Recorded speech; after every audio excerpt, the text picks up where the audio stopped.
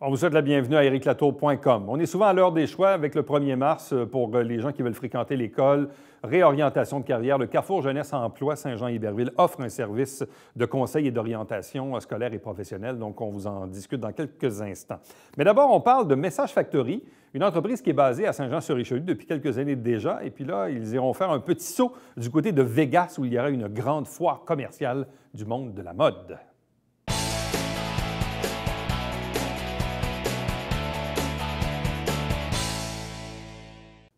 L'entreprise existe depuis 2005. Elle a pignon sur rue dans le Vieux-Saint-Jean depuis 2009. Oui, déjà 10 ans. Je parle ici de Message Factory. On en avait parlé il y a quelques mois, peut-être un an et un petit peu plus, mais là, il y a quand même un truc intéressant parce que Message Factory va se retrouver à la grande foire commerciale du 5 au 7 février prochain du côté de Las Vegas. Avec nous pour en parler, sa propriétaire Julie Rochefort. Bonsoir et bienvenue. Bonsoir. C'est une grosse étape pour savoir à Vegas, quand même. Oui, oui. Bien, on avait... Ça se dit bien dans un salon? Oui, ça paraît bien dans une conversation, surtout quand tu dis que tu y vas pour le travail. Là. Oui. Oui, des fois, c'est peu crédible, mais bon. Juste peut-être deux choses. Peut-être juste faire quand même un rappel, parce que c'est ça, on voit que les années passent et tout ça. Donc, Message Factory s'est installé en 2005, mais pignon sur rue depuis 2009. Toujours au même endroit? Toujours sur la rue Richelieu, au 228, entre les Bonnes-Sœurs et le Dorchester. On a notre belle boutique qui est là pour accueillir les gens, autant les gens que les détaillants qui viennent, qui achètent aussi nos produits parce qu'ils les vendent dans leur boutique à eux un petit peu partout à travers le Québec, le Canada. Bon. Quelle est l'histoire rapide de Message Factory pour ceux qui ne la connaissent pas ou s'en rappellent pas? Oui, Message Factory, c'est une compagnie qui fait des vêtements, mais d'abord qui écrit des messages. De là, le Message Factory. Ouais. Des messages inspirants, parce que l'idée derrière Message Factory, c'est que je crois qu'on vient tous au monde avec un talent unique, puis que si on était pour tous mettre nos talents ensemble, bien, la planète se porterait beaucoup mieux. Donc, Message Factory a pour mission de propager un message inspirant, puis donner envie aux gens de changer les choses, puis de rendre la planète un petit peu plus verte, puis un petit peu plus belle, un geste à la fois. Donc, nous, on fabrique des vêtements en matière biologique ou recyclée, et tout est fabriqué ici, au Québec, dans le but, évidemment, de maintenir des emplois locaux et surtout de laisser moins de traces. Bon. Et de mémoire, si je me rappelle bien, vous étiez tombé en amour avec la région. Tout à fait. Parce que vous étiez de l'Estrie, c'est ça? Oui, moi, je suis de l'Estrie, c'est ça. Ouais. Fait que première fois que j'ai couru sur la bande du canal, j'ai fait comme... Ah, mon Dieu, c'est le paradis ici. Puis j'ai décidé de m'établir. Puis c'était vraiment mon rêve d'établir la boutique sur le bord du Richelieu. On a une belle vue, c'est hyper inspirant. Puis les gens sont charmants ici. Il y a un petit côté, on est tout près de la grande ville. Mais pas trop. Puis on est dans le village en même temps. C'est merveilleux. Puis quand on s'était vu également, c'est qu'on venait d'ouvrir Home Ethic Wear, qui est l'autre boutique à l'intersection Champlain et Saint-Jacques. Oui. Et ça, c'était dans quel esprit, cette ouverture-là? Et c'est quoi la différence avec Message Factory? Bien, Home Ethic Wear, c'est une autre marque qui nous appartient, ça, depuis 2 ans. Qui partage les mêmes valeurs éthiques que Message Factory, mais qui fait des vêtements pour une clientèle, je vous dirais, un peu plus jeune que Message Factory et qui fait des vêtements hommes et femmes. Donc, puis c'est ça. Donc, on a ouvert la boutique au coin de Saint-Jacques puis Champlain pour se créer de l'espace parce qu'on commençait à être un petit peu à l'étroit dans notre local avec nos 12 employés sur la rue Richelieu. Et puis, en même temps, on s'est dit, tant qu'à prendre un nouveau local, on va ouvrir boutique, puis on va offrir plus à la clientèle du centre-ville de Saint-Jean. Bon. Qu'est-ce que c'est l'événement Magic 2019 qui va se tenir à Vegas du 5 au 7 février? On dit que c'est la plus importante foire commerciale en mode en Amérique du Nord. Est-ce que vous êtes déjà allé dans le passé? Je suis allée dans le passé il y a longtemps, quand j'avais une autre marque à l'époque qui s'appelait Magic Society, dans le même esprit. Puis j'ai souvent visité la foire. Puis, j'ai pris certaines décisions qui faisaient qu'avant ça, j'allais dans des foires qui étaient beaucoup plus nichées. Tandis que le Magic, c'est vraiment une foire qui va recevoir des détaillants de bas de gamme jusqu'à très, très, très haut de gamme. Toutes les grandes marques de ce monde sont là. Et puis, les acheteurs viennent de partout à travers l'Amérique, puis aussi d'Europe, pour visiter la foire. Donc, c'est un petit peu C'est une très, très belle foire pour se présenter puis rencontrer des détaillants, mais en même temps, il faut rencontrer les bonnes personnes au bon moment, puis c'est grand, puis il faut savoir s'y retrouver. Je prends la chance d'y aller cette année parce que la Grappe de mode de Montréal, qui est une organisation qui s'est créée entre différents manufacturiers de mode québécois, ont décidé de faire une mission commercial là-bas avec Export Québec. Donc, on va avoir beaucoup plus de visibilité, on va être regroupés ensemble, il va y avoir des événements, puis c'est vraiment plusieurs designers québécois qui s'en vont là ensemble en même temps. Donc, je me suis dit, s'il y a un moment pour essayer la foire, c'est peut-être le bon moment. Ils font ça au Palais des Congrès?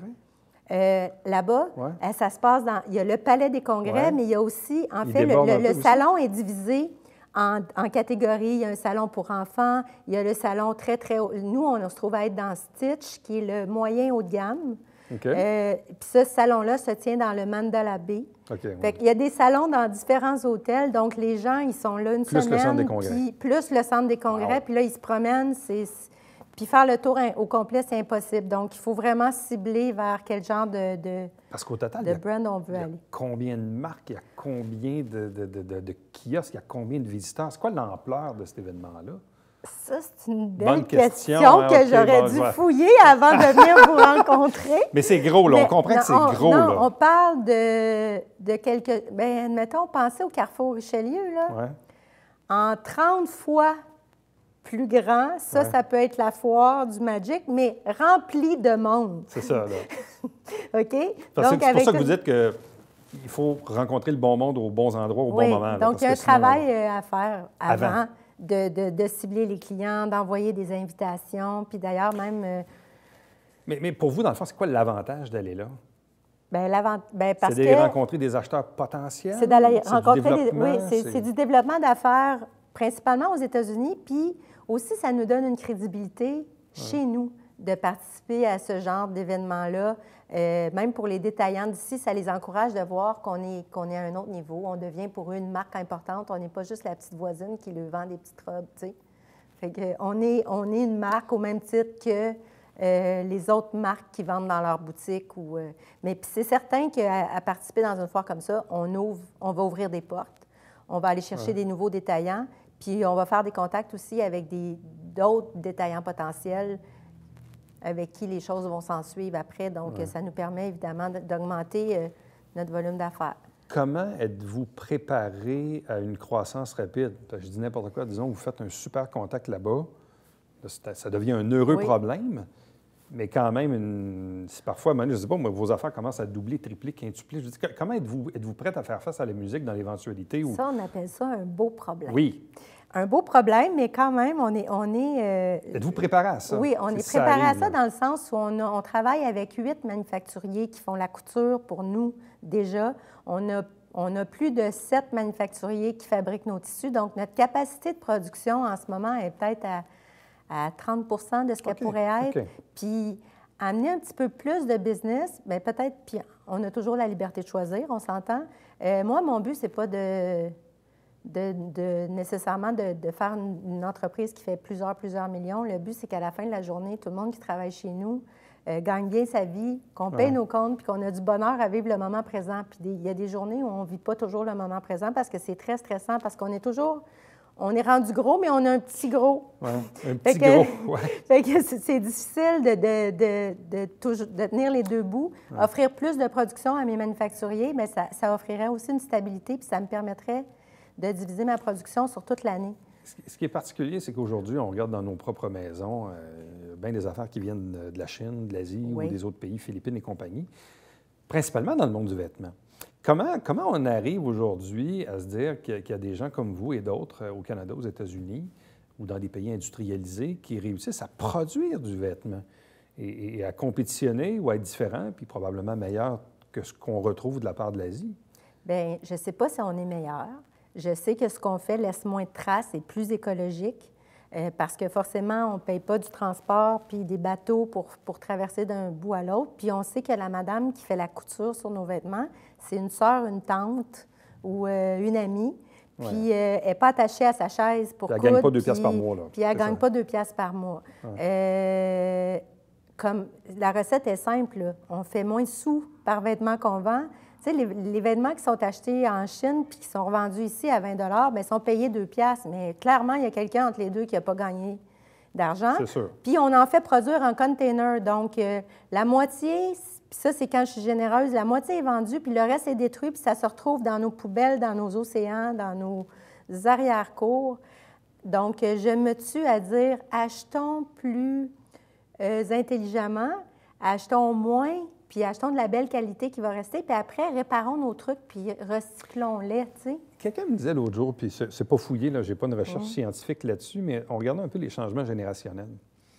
Cette personne-là me disait, elle trouvait que chez les 35 ans et moins, ou même les 30 ans et moins, il y avait un retour vers le local. Tu sais, même si on parle de Facebook, Google, puis Amazon et compagnie, qu'il y a comme un retour, une conscience sociale de la part de la nouvelle, des milléniaux, puis même des autres qui poussent en arrière, là, sur cette importance, bon, même de se nourrir localement autant que possible, dans le cas des vêtements, d'acheter localement. Est-ce que vous le sentez? Est-ce que vous le voyez dans la clientèle des gens qui fréquentent, qui viennent par conscience sociale? Tout à fait. Ça, on a vraiment... La clientèle directe, là, on le sent, puis encore plus que dans Message Factory, parce que c'est l'âge de ma clientèle cible. Puis même les hommes, je dirais, les hommes ne sont pas très magasineux. Puis quand ils trouvent quelque chose à leur goût, puis qui est confortable, mais ils sont très fidèles. Ouais. Donc, de trouver un produit local, puis c'est des gens qui sont très engagés socialement, qui sont conscients, puis c'est comme... C'est plus juste comme... ça devient un mode de vie, là. Puis en plus, c'est cool. Le problème qu'on a, c'est que les détaillants, c'est pas des milléniaux pour la plupart. Fait que là, d'arriver à on est dans autant dans l'alimentation, il y a des lois qui font en sorte que il y a un contenu qui est québécois, à la radio, un contenu francophone, mais dans les boutiques, fouillez-moi pourquoi, il n'y a pas encore quelqu'un qui s'est réveillé pour dire on devrait acheter chez nous. Là, tout d'un coup, il y a la grappe de mode, là. Mais, tu sais, c'est quand même... Il y a beaucoup de gens dans la grappe qui sont de ceux qui fabriquaient en Asie. Puis là, fait que tout le monde veut revenir, mais on n'a pas nécessairement les outils, puis on a perdu notre expertise. Fait que nos couturières, là, ils ne sont pas jeunes, là, donc il faut revaloriser ce métier-là. Fait que je ne dis pas que c'est facile, mais il faut travailler fort. Puis là, un petit 3 jours à Vegas, pas trop le temps pour aller voir des spectacles? Ah non, mais je pense que je vais profiter de la piscine, c'est nono, là. OK. Oui, juste le soleil, là, ça va faire du bien. Pas de spectacle? Non? Pas le temps? Là, je suis dans la tumulte en ce moment, puis j'ai comme juste... un coup rendu. Oui, bien peut-être un petit spectacle. Okay. Hein? Ou une coupe de pièces dans le... Tout d'un coup que je gagne le bingo, là. Il y a ça. Donc, du 5 au 7 février, la plus importante foire commerciale de mode en Amérique du Nord, le Magic 2019. Présence, donc, de Message de Factory, une entreprise qui est basée à Saint-Jean-sur-Richelieu depuis 2005, qui a pignon sur rue sur la rue Richelieu maintenant depuis 2009. Donc, déjà 10 ans, et même 15, là, si on ajoute les premières années. Bref, ça continue de se développer. On continue d'être inspiré, donc on n'arrête pas. Bon, on vous souhaite le meilleur, puis de rencontrer peut-être des gens fort intéressants à Vegas qui, sait, vont faire progresser l'entreprise. Merci beaucoup. Merci. Restez avec nous, puisqu'au retour, on vous parle d'orientation scolaire et professionnelle.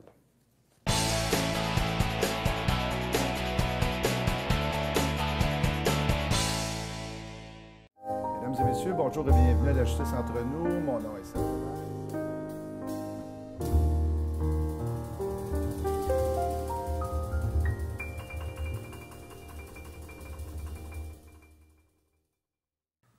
Salut, ici Alexandre Baudouin. Et François Trépanier. François, cette semaine à Sport Express, on parle football. Concentration football de Saint-Jean, enfin, avec le coordonnateur Francis Lapointe. Et moi, tout ce que j'ai à dire, c'est go Rams. Go Pats, go.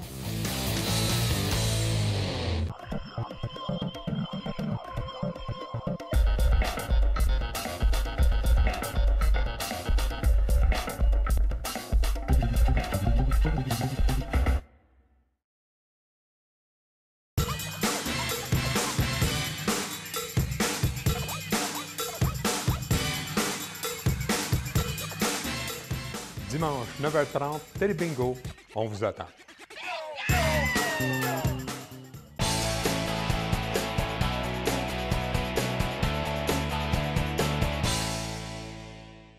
On est actuellement en plein hiver, mais la fameuse date du 1er mars va arriver très rapidement, soit pour vous-même ou pour vos enfants. Pourquoi?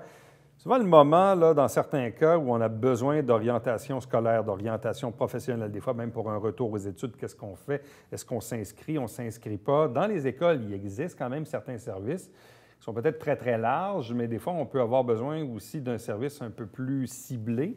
Il y en a aussi dans les écoles professionnelles. Bref, on va essayer de démêler la situation avec ce qui est offert aussi du côté du Carrefour Jeunesse Emploi Saint-Jean-Iberville. Notre invitée, Julie Chouanière, qui est conseillère en orientation. Bonsoir et bienvenue. Oui, merci. Et moi, le plus lointain souvenir que j'ai quand j'étais en secondaire 5 à la Polyvalente Resco, je me rappelle d'une dame qui était très gentille, qui était conseillère en orientation à côté de la bibliothèque. Elle nous aidait un peu, mais c'était quand même assez, comme on dit, un peu basique, hein, comme information qui nous était donnée. Ou même, je l'ai vécu avec mon propre fils qui voulait faire un DEP, qui ne savait pas trop. Finalement, l'École des métiers nous a donné un bon coup de main là-dedans, mais je me mets même dans la position de quelqu'un qui veut revenir aux études. Et là, parfois, on ne sait pas trop. Quel est le type de service qui est offert au Carrefour Jeunesse Emploi en termes de conseils d'orientation? OK. Donc, on a plusieurs services, effectivement, au Carrefour. Donc, le service d'orientation en tant que tel, c'est un des services qu'on offre. C'est un processus qui est d'une durée moyenne de 3 à 4 rencontres, je dirais, là, des rencontres de 1 heure une fois par semaine. Ça, c'est une moyenne. Fait que ça peut être plus comme ça peut être moins. Ça dépend toujours du besoin de la personne. Nous, on accompagne la personne jusqu'à son choix de carrière. Donc, il y a différentes étapes là, à l'intérieur du processus. La première étape, c'est vraiment plus une étape d'exploration, de connaissance de soi. Parce que c'est important de bien se connaître pour faire un choix qui nous correspond. Qu'est-ce que tu aimes, qu'est-ce que tu n'aimes pas? Oui, exactement. Ça, c'est les intérêts. Donc, on explore les intérêts avec la personne. Moi, les maths, je ne suis pas capable. OK. Fait que déjà, en partant, c'est pas pire, ça? C'est une aptitude. C'est une aptitude. Ça, okay. Fait qu'on explore les aptitudes aussi. Fait qu'on regarde les intérêts. Ça, c'est qu'est-ce que la personne aime. On regarde ses valeurs. Donc, qu'est-ce qui est important pour elle? Donc, faire un choix qui est en lien avec ses valeurs. Les aptitudes. Donc, là, les mathématiques, par exemple, c'est être bon ou pas bon en mathématiques, c'est un exemple d'aptitude. Donc, on regarde les compétences de la personne. Puis, les exigences au niveau professionnel aussi. Évidemment. Ouais. Donc, qu'est-ce qu'elle veut retrouver en emploi puis dans son milieu de travail. Fait que ça, c'est la première étape qui est la connaissance de soi. Ouais. Ensuite, on tombe dans l'étape qui est l'exploration des métiers, des professions. Donc, là, on donne vraiment beaucoup d'informations sur les métiers qui intéressent la personne ou qui ressortent là, du parcours. Donc, on va regarder c'est quoi les tâches en emploi, c'est quoi le matériel avec lequel la personne travaillerait. On regarde le salaire aussi. On va regarder les cours à suivre pour atteindre cette profession-là. Donc, on prend le temps vraiment là, d'explorer la grille de cours. On regarde les conditions d'admission. Est-ce que c'est un choix qui est réaliste aussi, la durée du programme? Donc là, la personne arrive avec plein d'informations sur les différentes options. Et là, on rentre dans la troisième étape qui est l'évaluation de ces options-là. Donc, on regarde est-ce que ça correspond à ses intérêts, ses valeurs, ses aptitudes, ses exigences. C'est un cheminement. Oui, exactement. Il faut le voir comme un entonnoir, en fait, là. Donc là, la troisième étape, on rétrécit l'entonnoir. On regarde les facteurs de réalité aussi, là, de la personne en particulier. Et elle arrive à faire un choix. Puis quand son choix est fait, on fait un plan d'action. Donc, on regarde toutes les étapes là, pour atteindre l'objectif. En quoi votre service est-il différent ou complémentaire de ceux offerts dans les écoles secondaires ou même, j'imagine qu'au cégep, il doit en avoir aussi, ou à l'École des métiers. En quoi votre service est différent ou complémentaire? Oui, bien, je dirais peut-être que nous, en fait, c'est vraiment au niveau du temps. Fait qu'on prend le temps avec la personne. Tu sais, dans une école, des fois, il y a une conseillère d'orientation ou un conseiller, des fois élèves, deux, là. oui, Ouais, pour beaucoup d'élèves. Donc, nous, on prend vraiment le temps avec la personne. Là, c'est pas une rencontre, c'est, comme je disais tantôt, 3 à 4 rencontres, mais ça peut être 6, 7 rencontres si la personne elle a de la misère à faire son choix. Puis aussi, on invite les jeunes à aller faire des stages exploratoires s'ils ont de la misère à se décider. Donc, on fait appel avec des employeurs de la région. Ils vont faire un stage d'exploration d'une journée. Ils peuvent aller faire élève d'un jour aussi là, dans les programmes, que ce soit au niveau de l'école professionnelle ou du cégep aussi, là, aller faire élève d'un jour pour explorer. Là. Bon. Les gens qui viennent vous voir, est-ce qu'ils sont encore au secondaire ou on parle plus d'une clientèle adulte? C'est une bonne question. En fait, nous, on ratisse très large. Hein? Le Carrefour Jeunesse Emploi, là, la clientèle, c'est de 16 à 35 ans. Puis même, je pourrais dire 36 ans moyenne journée. Là, c'est toute la 35e année. Donc, on voit de tout. Là. Il y a des gens du secondaire qui veulent faire un choix pour le cégep. Il y a des gens du secondaire qui ont finalement quitté l'école, des décrocheurs qui désirent maintenant raccrocher pour obtenir des fois des meilleures conditions de travail. Fait que ça, c'est aussi une clientèle qu'on a beaucoup, mais ça peut être aussi des gens qui sont allés à l'université puis qui ont le goût de changer de carrière. Là. OK. Donc, il y a un peu de tout, mais il y a aussi des gens du secondaire qui viennent vous voir. Oui, absolument. Okay. Là, est-ce que vous êtes la seule conseillère en orientation ou si vous êtes 2, 3? Pour l'instant, on est 2. 2? Oui. On est 2 conseillères d'orientation. Donc, on voit environ une vingtaine chaque là, de participants par semaine.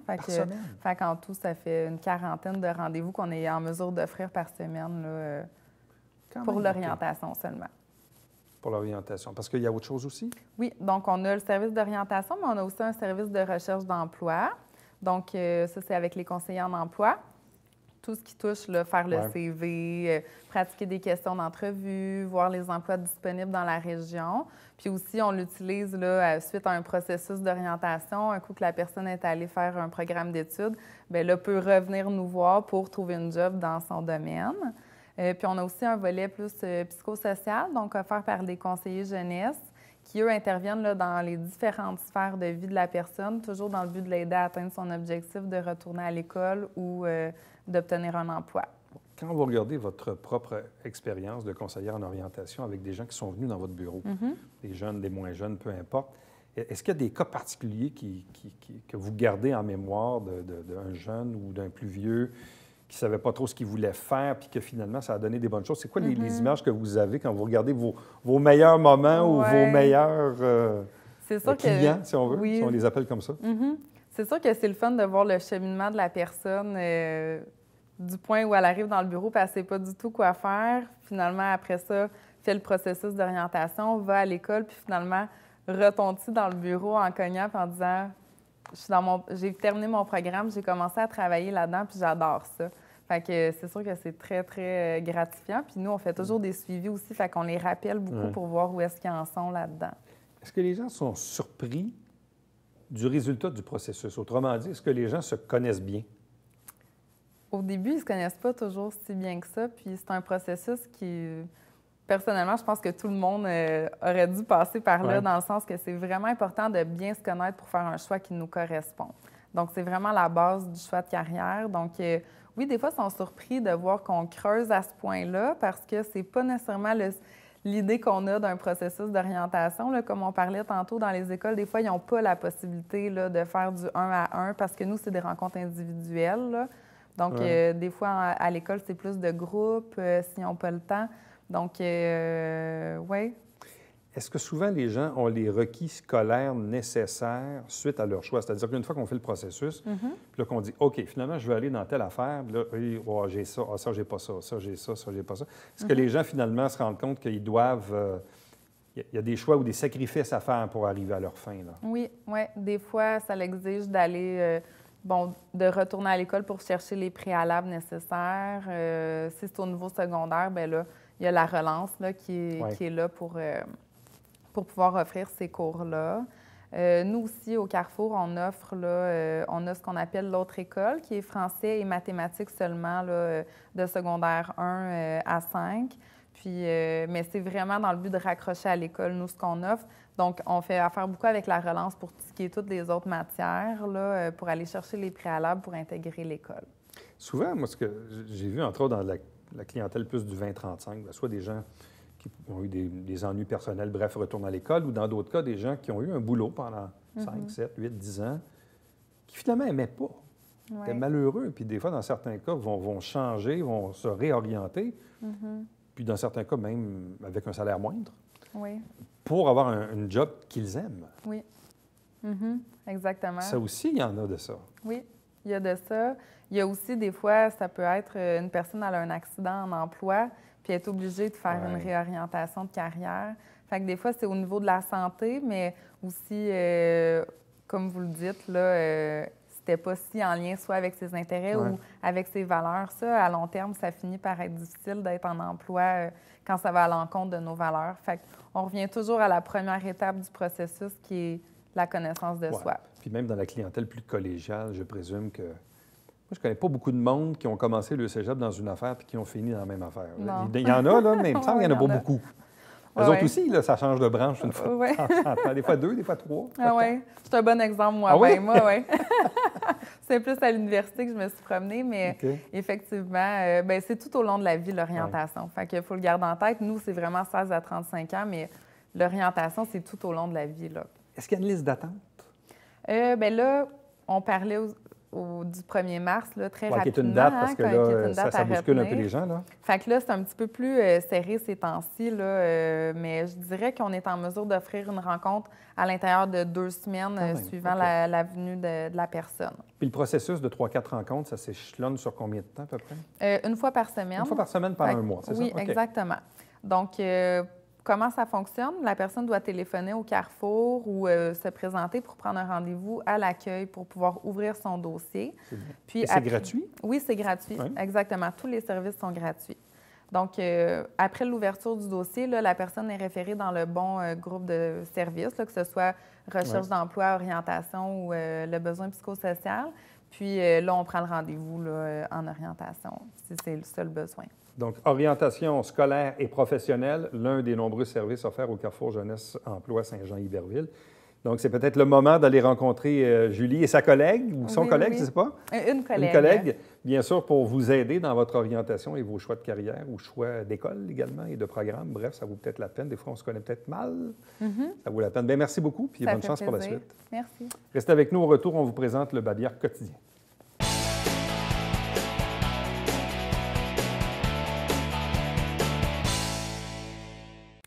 Samedi 9 février, 18h, au Mont-Saint-Grégoire, CIM organise une marche nocturne. Donc, si vous avez de l'intérêt pour aller vous balader en forêt, mais dans la montagne, ça vaut la peine d'y aller et bien sûr de s'inscrire. Chaque semaine, des extraits des travaux du Conseil de ville. L'émission s'appelle Saint-Jean-sur-Richelieu. Et chaque dimanche matin, c'est bien sûr le Télébingo avec 4 000 $ en prix et 30 dépositaires dans la région. C'est toujours à 9h30 le dimanche. À demain. Bye-bye.